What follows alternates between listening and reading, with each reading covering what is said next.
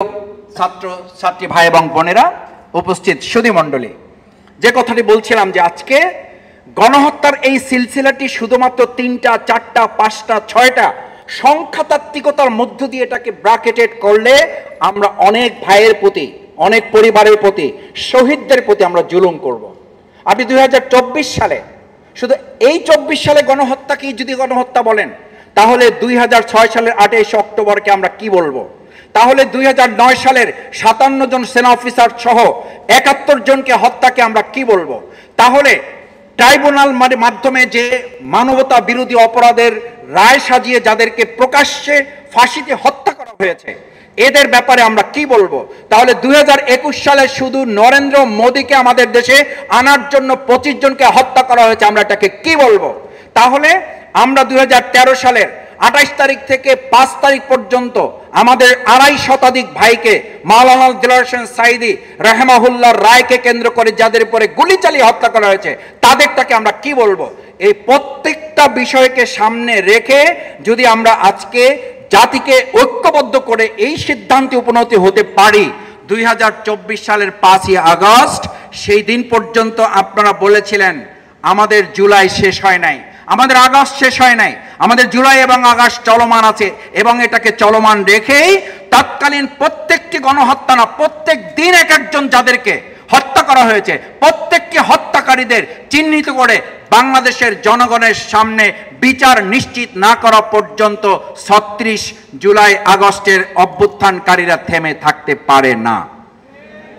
আমার সম্মানিত ভাই এবং বন্ধুগণ, আসুন 36 জুলাইয়ের 4টি পয়েন্ট আমি শুধুমাত্র আমাদের করণীয় নির্ধারণ করে আমার কথা শেষ করব। নাম্বার 1, আমাদের অবশ্যই নির্ধারণ করতে হবে ফ্যাসিস্ট যারা, তারা কখনোই আর বাংলাদেশে মাথা উঁচু করে দাঁড়াতে না পারে তার দোসর, এবং তাদেরকেও এখন যদি সহযোগিতা করে তাদেরকেও চিহ্নিত করে দেশ এবং জাতির শত্রু হিসাবে নির্ধারণ করে তাদের ব্যাপারও আমাদেরকে প্রতিরোধ গড়ে তুলতে হবে, আইনের আওতায় তাদেরকে নিয়ে আসতে হবে। নাম্বার 2, এই গণহত্যা এবং প্রত্যেকটি শহীদ পরিবারের শহীদ সদস্য যারা, তাদের কাছে আমাদের দায়বদ্ধতা আছে তাদের বিচার নিশ্চিত করার জন্য। শুধু 2টা 3টা 4টা 5টা 6টা গণহত্যা বিচারের ইতিহাসে এগুলো আমরা তুলে ধরবো, কিন্তু প্রত্যেকটি হত্যার বিচারের জন্য আওয়ামী লীগ এবং তার দোসর যারা, তাদেরকে বিচার আওতায় নিয়ে এসে তাদেরকে কার্যকর ভূমিকা পালনের জন্য আমাদের ঐক্যবদ্ধ ভূমিকা পালন করতে হবে। নাম্বার 3, আমাদের এই বর্তমান সময়ে আমরা লক্ষ্য করি পৃথিবীর যে সমস্ত দেশগুলোতে এরকম গণহত্যা পরিচালিত হয়েছে, সেই দেশের সেই সময়ের রাষ্ট্রপতি, সেখানকার সংবিধান, সেখানকার আদর্শ, সেখানকার তৎকালীন সময়ের প্রত্যেকটি বন্দোবস্তকে পরিবর্তন শুধু করা হয় নাই, সংযোজন বিয়োজন করা হয় নাই, প্রত্যেকটাকে বিলুপ্ত ঘটিয়ে নতুন আরেকটা পাটাতন তৈরি করা হয়েছে। আমরা যতক্ষণ পর্যন্ত এই নতুন বন্দোবস্ত তৈরি করতে না পারবো, ততক্ষণ শুধুমাত্র একটা নির্বাচন দিয়ে জাতিকে মুক্ত করা যাবে না। 4 নম্বর সবশেষ, আসুন আমাদের এই 2013 সালের 5 এবং 6 মে আমি সেদিন লক্ষ্য করার সুযোগ পেয়েছি আমাদের যে সমস্ত ভাইগুলোকে হত্যা করা হয়েছে। তারপর প্রতিদিন টেলিভিশনে একটা টক শো হতো, সেই টক শোতে যারা অংশগ্রহণ করত তাদের চোখ দিয়ে পানি বের হতো। আমি দেখতাম, এখনো আপনারা পাবেন কিছু কিছু টক শো, যে আমাদের পল্টনের গাছগুলো কেটে ফেলা হয়েছে।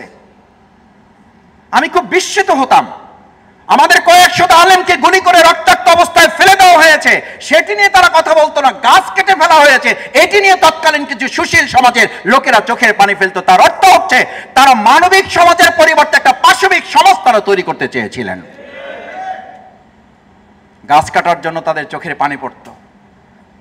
তাদের সেই সময়ের সেই ভয়ঙ্কর নেত্রী বলতো, এই সমস্ত আলেমরা গায়ে রক্ত মেখে রাস্তায় তারা পড়েছিল। কত ভয়ঙ্কর, বিভৎস এবং হায়ানার চরিত্র হলে একজন মানুষ এই কথা বলতে পারে যে নিজ দায়িত্ব এবং নির্দেশ দিয়ে এই আলেমদেরকে, এই দেশপ্রেমিক মানুষগুলোকে হত্যা করেছে।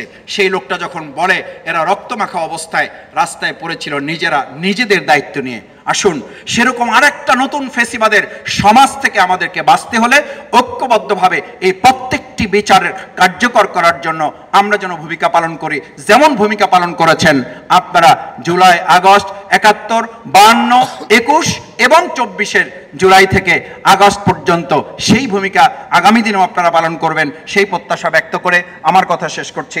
সবাইকে ধন্যবাদ। আসসালামু আলাইকুম ওয়া রাহমাতুল্লাহি ওয়া বারাকাতুহু।